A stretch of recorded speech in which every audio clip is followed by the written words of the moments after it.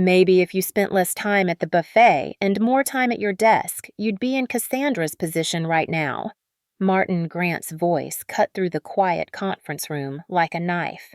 A moment later, a few chuckles rang out as if he had told a funny joke.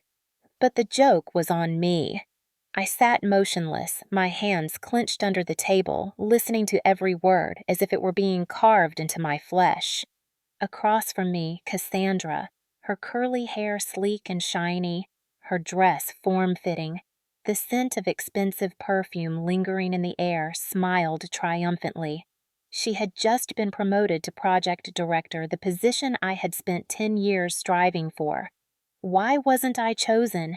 It wasn't because I lacked ability, it was because I didn't fit in with them.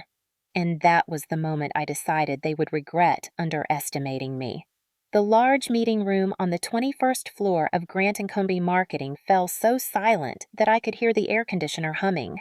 In that moment, I wasn't sure what was worse, Martin Grant's words or the giggles that began to spread from the corner of the table, where Heather, his assistant, was covering her mouth with her hands, but her eyes were shining with amusement. I sat motionless. My hands were clenched under the table, my fingernails digging into my skin. I could feel the heat rising to my neck and ears, but I wouldn't let them see me shake. At the head of the table, Martin was still leaning back in his swivel chair, waving his Mont Blanc pen as if offering gentle advice. Next to him, Cassandra, in a tight red dress, Louboutin, high heels, her curly hair flowing as if she had just stepped out of a photo shoot, tilted her head, slightly flashing a smile I had seen hundreds of times, half sweet, half triumphant. She had just been announced as the new project director. The position I had dedicated 10 years of my life to, from the early days of rushing deadlines until midnight, to sacrificing holidays to save contracts from collapsing. Martin didn't mention the 40% revenue growth I had brought in. He didn't mention that I was the only person in the company with the technical expertise to handle complex campaigns. No, the reason he gave was, I didn't fit in with him and the clients. Next to me, Jason, the design team leader, glanced over, his eyes filled with pity and concern. At the end of the table, Melanie, the new employee, looked at me with a confused expression, as if she didn't understand what was going on. I took a deep breath and kept my voice calm, because I knew one thing: if they thought I would bow my head and accept it today, they would soon realize they had just made the biggest mistake of their careers. I joined Grant & Co. Marketing at the age of 24, when the company was still renting a small floor in Chicago Loop. At the time, I had nothing but a marketing degree and a willingness to do whatever it took to prove myself. And I did every campaign, every contract, every night spent at the office because deadlines don't wait. For 10 years, I became the company's firefighter. When a client demanded a complete overhaul of a campaign 48 hours before launch, I stayed up all night with the design team. When the data team missed a report deadline, I scoured the archives to find the exact numbers. And when Grant & Co. nearly lost $1 million contract due to a printing error, I drove all night to the client's headquarters to deliver the new prints. Cassandra is different. She joined the company 4 years ago, right after graduating from an expensive private university. On her first day, she wore $1,000 high heels and posted an Instagram story from the meeting room, "Big things coming." Cassandra's schedule never starts before 10 a.m. and always ends before 4 p.m. Sometimes at lunchtime, I'd spot her and Martin at the steakhouse near the office, laughing as if nothing was more important than the glass of red wine in their hands. Cassandra isn't good with numbers. Her reports are often late or inaccurate, but that never seems to matter because Martin always says Cassandra brings positive energy to our clients, and that's what we need. Me, I bring in revenue, save money, and keep our most difficult clients happy. But in their eyes, all I lacked was a tight dress and a few jokes in the meeting room. Looking back, maybe I was too naive to think that doing a good job was enough to be recognized.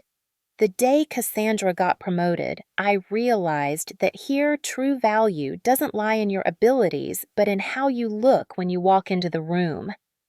On her first day as project director, Cassandra walked into the office as if it were her own show. She wore a tight white jumpsuit, brand new high heels, the strong scent of Dior perfume, and a large latte in her hand. She didn't arrive early, showing up at 10:15 as usual, but today Cassandra stopped by each desk flashing a triumphant smile and leaving a friendly remark like, "Let's have a great day at work. I'm looking forward to working with you." I sat quietly at my desk, opened my email, and tried to ignore the sound of high heels clicking down the hallway. But Cassandra didn't ignore me. She stopped right next to my desk, tilted her head, and smiled as if she were granting me a favor. "I hope you're not upset, Emily.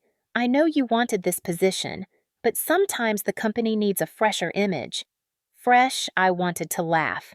Someone who had never submitted a report on time, never stayed in the office after 5 p.m., and once skipped a meeting with a client just to get her nails done. Now she was the face of the entire project team. The days that followed were even worse. Cassandra spent her mornings scrolling through Instagram and her afternoons meeting potential clients at fancy bars. Her team had to work twice as hard to cover for her lack of skills, but whenever Martin walked by, Cassandra always found a way to stand up, smile, and crack a few harmless jokes. And Martin, as always, swallowed every word. "I'm different. I still handle the heaviest workload in the company, from data reports to project crises. But now all the achievements are credited to under the leadership of Cassandra Lewis, project director." I began to realize this wasn't just an insult. It was a message. A message that to them, I was just a shadow standing in the spotlight of someone else. Martin called me into his private office. As soon as the door closed, he didn't look me in the eye, just pushed a thick stack of documents toward me. On the cover, in bold letters, "Ever Rise Campaign, Project Manager Cassandra Lewis." I immediately recognized it as the biggest project of the quarter, the project I had led from the initial idea through every design, every presentation, every late-night call with clients, every piece of data, every strategic decision. It was all mine.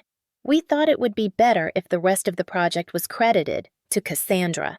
Martin set his voice light, as if he were discussing changing coffee cups in a meeting room. I flipped through the pages quickly. In the official report, my name was nowhere to be found. Instead, every achievement was credited to under the leadership of Project Director Cassandra Lewis. I could hear my blood pounding in my ears. 10 years of work, a project worth millions of dollars, and with a few keystrokes they erased all traces of me. Cassandra appeared a few minutes later, knocked lightly on the door, and walked in as if she were the star of the show. The scent of perfume filled the room. "Oh, you're here too. I just wanted to give you the latest update." "Oh, never mind. I guess you don't need it now." She smiled lightly, her eyes darting toward me in a challenging manner. I didn't respond.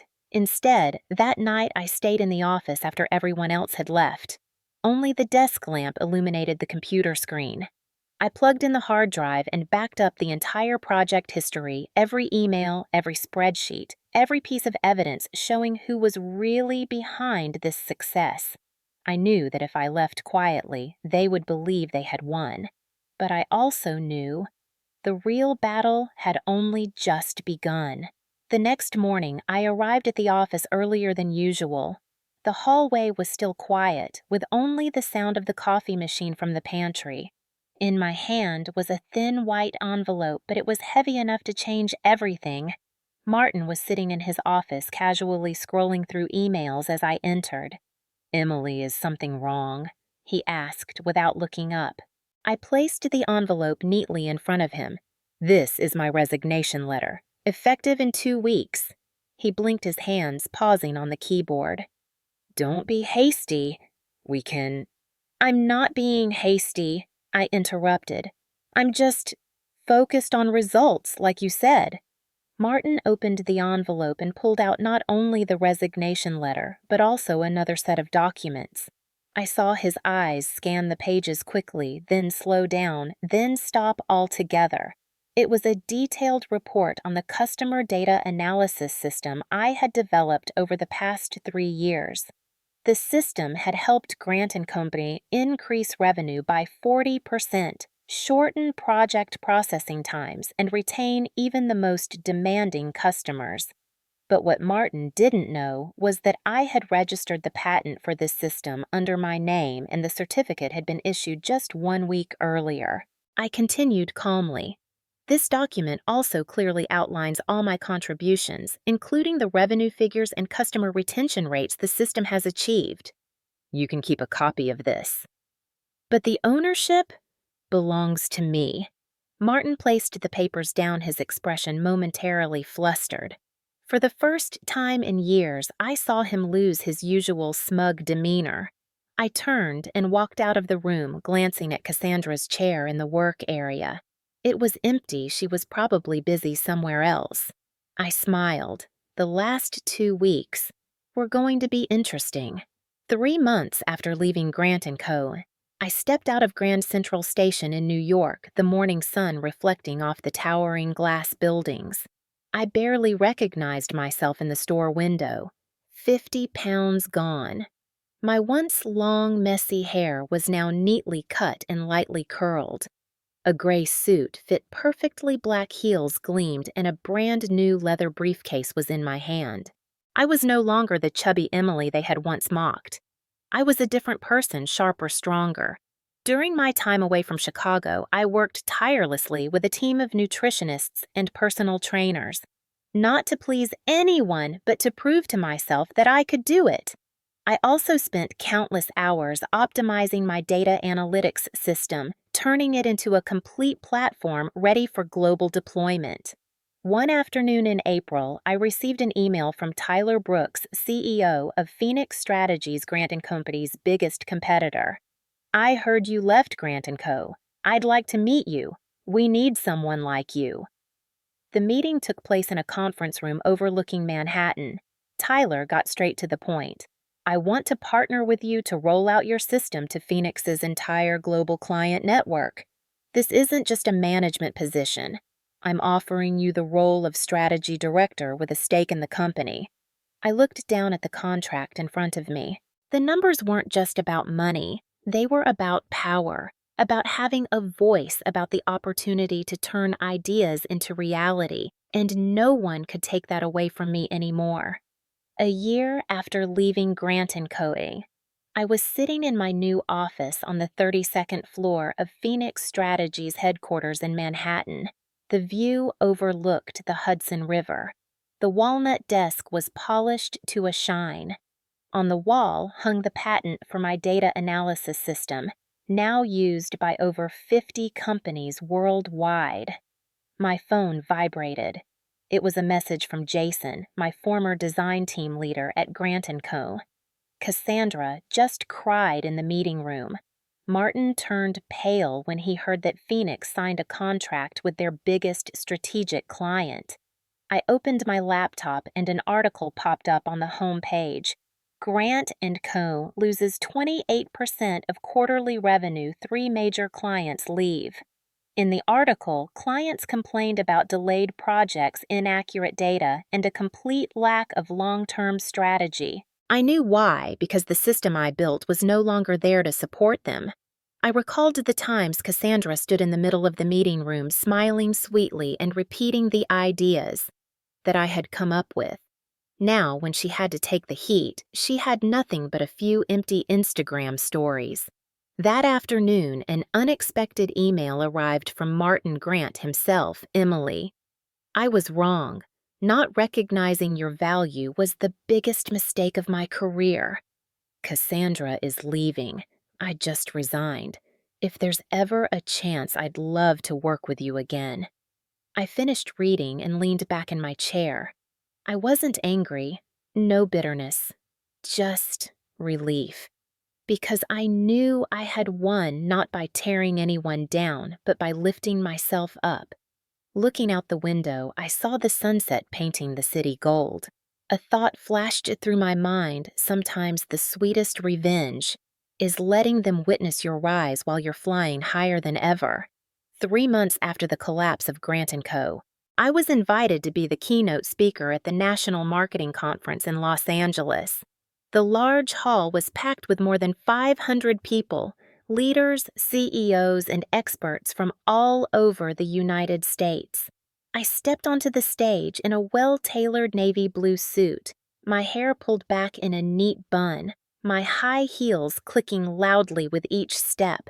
The spotlight shone directly on me, but I didn't blink. In the audience, I saw two familiar faces, Martin Grant and Cassandra Lewis. Both sat silently, their faces tense, not knowing whether to look at me or stare at the floor. I began, "Once I was told that I didn't look like a leader, that I was too serious, too focused on results, and perhaps for some people that was why I wasn't chosen. But today I stand here to say that true value isn't measured by waistlines or numbers on a scale. It's measured by what you create, by the mark you leave behind, and by not letting anyone else define your limits." Applause echoed throughout the hall. I saw a few people stand up, and in an instant the entire audience rose to their feet. Not because of the story about revenue or success, but because they realized something: no one has the right to take away your value just because you don't fit their mold. When I stepped off the stage, a group of young women approached me. One said, "Your story, that tea is why I won't give up." I smiled. That was the real victory. If you've ever been looked down on because of your appearance or dismissed because you don't fit someone's image, remember, you don't have to change to please them, you change to make yourself impossible to ignore. If this story resonates with you, please like, subscribe, and share your story in the comments.